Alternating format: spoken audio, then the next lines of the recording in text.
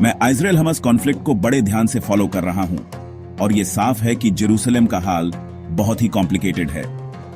अक्टूबर 2023 में शुरू हुआ गाजा वॉर अब दूसरे साल में पहुंच गया है। ये इजराइल का इस रीजन में 15वां कॉन्फ्लिक्ट है। मार्च 2025 तक 50,000 से ज्यादा लोग अपनी जान गंवा चुके हैं। इसमें पैलेस्टीनियंस और इजरायलीज दोनों शामिल हैं।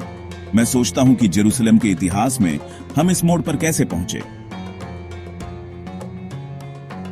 जेरूसलम की कहानी बहुत पुरानी है। हम 5000 साल पहले की बात कर रहे हैं। लगभग 3000 BCE में जीहोन स्प्रिंग के पास पहली बस्ती बसी थी। फिर किंग डेविड ने शहर पर कब्जा कर लिया और इसे अपने पूरे किंगडम ऑफ इजराइल की राजधानी बना दिया। उनके बेटे सोलोमन ने फर्स्ट टेंपल बनवाया, जिससे जेरूसलम एक इंपॉर्टेंट रिलीजियस सेंटर बन गया। इसी वजह से जेरूसलम जुडाइज्म और बाद में क्रिश्चियनिटी और इस्लाम में इतना इंपॉर्टेंट है। जेरूसलम के इतिहास में कई बार राज बदला है। 733 हाव्स BCE में असीरियन किंग टिग्लथ पाइल्सर तीके ने नॉर्दर्न किंगडम ऑफ इजराइल को लूट लिया और कई लोगों को बंदी बना लिया। 722 BCE में सारगोन डो ने समेरिया पर कब्जा कर लिया और इजराइलाइट्स को असीरिया में बसा दिया। नॉर्दर्न ट्राइब्स के लिए यह एक बड़ा एग्जाइल था।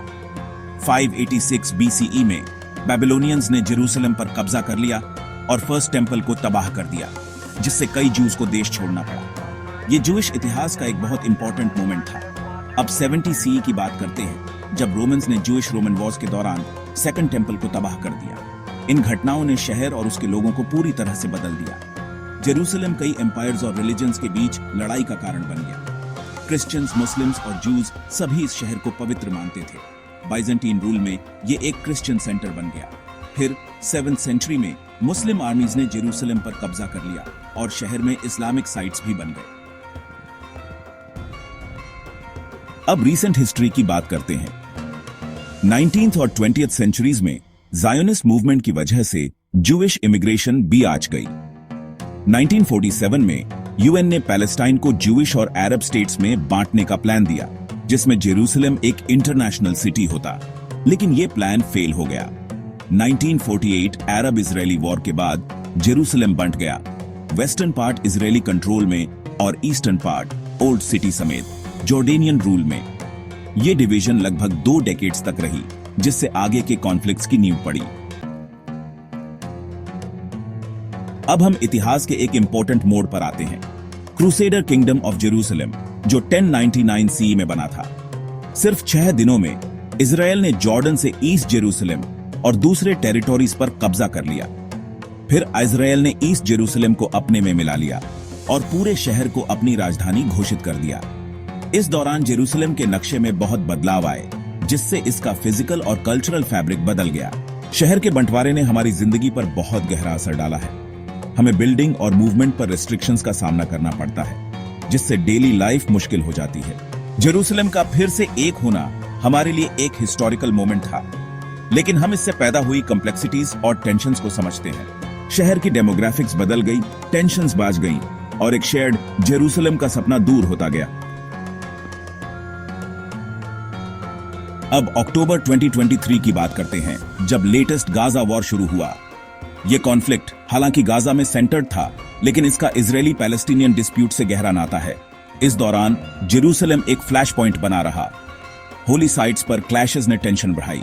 हॉस्टेज सिचुएशन और लगातार वायलेंस ने परिवारों को तोड़ दिया है। हम सब पर इसका असर हुआ है, चाहे हमारा बैकग्राउंड कुछ भी हो। हॉस्टेज क्राइसिस और US से लेकर यमन के हूथिस तक इंटरनेशनल एक्टर्स के इन्वॉल्वमेंट ने सिचुएशन को और कॉम्प्लिकेटेड बना दिया है। प्रपोज्ड सॉल्यूशंस में एक डिवाइडेड जेरूसलम के साथ 2 स्टेट सॉल्यूशन से लेकर शेयर्ड कंट्रोल के कई फॉर्म्स तक शामिल हैं। किसी भी लास्टिंग सॉल्यूशन के लिए मुश्किल कॉम्प्रोमाइजेस और शहर को मल्टीपल लेंसेज से देखने की विलिंगनेस जरूरी होगी। हमें कॉमन ग्राउंड ढूंढना होगा, सभी एस्पेक्ट्स को सम्मान देते हुए सभी रेजिडेंट्स के लिए सिक्योरिटी और राइट्स इंश्योर करना, यही हमारे टाइम का चैलेंज है।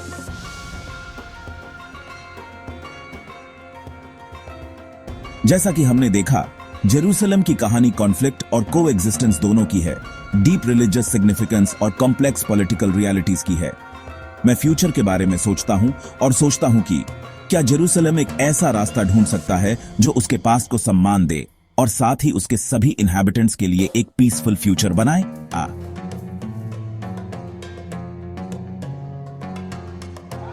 कहानी की सवारी का आनंद लेने के लिए धन्यवाद। हमें उम्मीद है कि आपको समय और संस्कृति के इस सफर में मजा आया होगा। हमारी कहानियां दुनिया भर में फैली हैं, रहस्यों को उजागर करती हैं और इतिहास को जीवंत बनाती हैं। अगर आपको यह रोमांच पसंद आया तो इसे अपने तक ही सीमित मत रखिए। लाइक, शेयर और सब्सक्राइब करें और भी अद्भुत वृत्त चित्रों के लिए। स्टोरी वैगन, जहां इतिहास जीवंत होता है।